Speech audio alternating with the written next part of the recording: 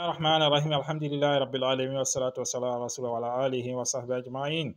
Chers frères et sœurs, aujourd'hui nous allons parler d'un thème spécial. Il s'agit de parler sur l'origine de l'homme sur terre. En effet, deux thèses s'affrontent sur ce point-là, celle dite créationniste et l'autre dite évolutionniste. La première thèse est celle qui dit que l'homme est le produit de la création divine. Donc c'est Allah qui l'a créé. La deuxième thèse est celle qui dit que l'homme n'est pas créé par Dieu, mais plutôt il est le produit de l'évolution des espèces, selon Darwin. En effet, depuis le Big Bang, les planètes se sont placées les uns à côté des autres et se déplacent suivant des orbites bien déterminées sans se heurter accidentellement. Les étoiles se sont formées aussi naturellement pour embellir le ciel la nuit. Les premiers êtres vivants étaient microscopiques. Ce sont les microbes, les bactéries. Et elles sont apparues avec la présence de l'eau des mers, des fleuves et des rivières. Avec le temps, il y a eu changement des climats, l'effet de la chaleur, du froid. Certaines espèces ont disparu et laissé la place à d'autres. Et d'autres encore ont évolué et donné naissance à d'autres espèces par nécessité et pour définir, ou plutôt par désir de progrès et d'adaptation. C'est cela qu'on appelle la sélection naturelle. Les arguments pour défendre cette thèse-là ne manquent pas.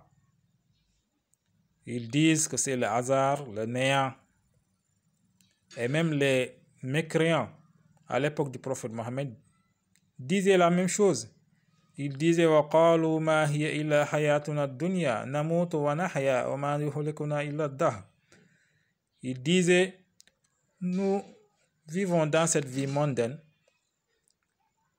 nous mourrons et c'est le temps qui va nous faire disparaître. Suratul Jathiyah, verset 24. D'autres encore disent que notre ancêtre commun c'est le singe, car l'homme est passé par plusieurs étapes pour arriver à ce stade d'homme moderne. Et depuis le processus d'évolution s'est arrêté naturellement, sans une influence extérieure intelligente. Autrement dit, l'homme est son propre maître. Il a créé son propre destin.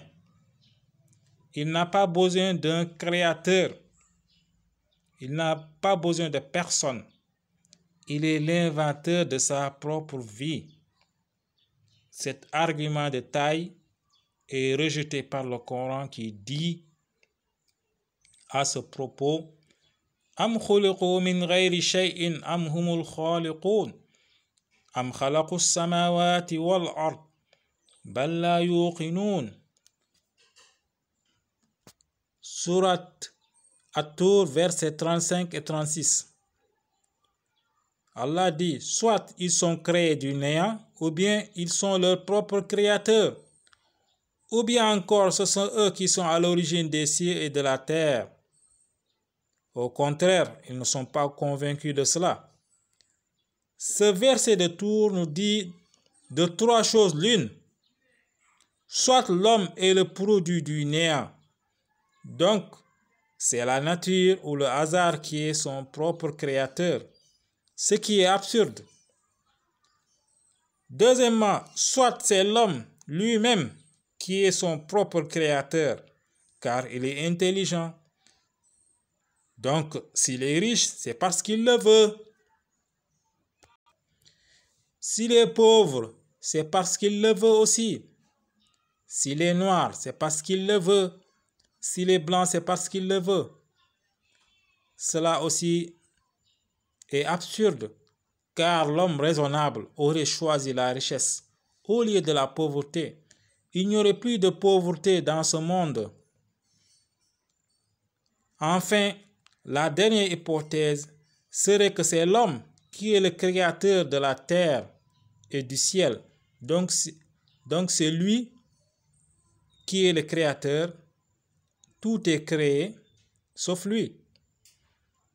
Mais aucun homme intelligent, soit-il, n'a ce sentiment-là. Sallallahu ala nabina Muhammad wa ala alihi wa sahbihi ajma'in.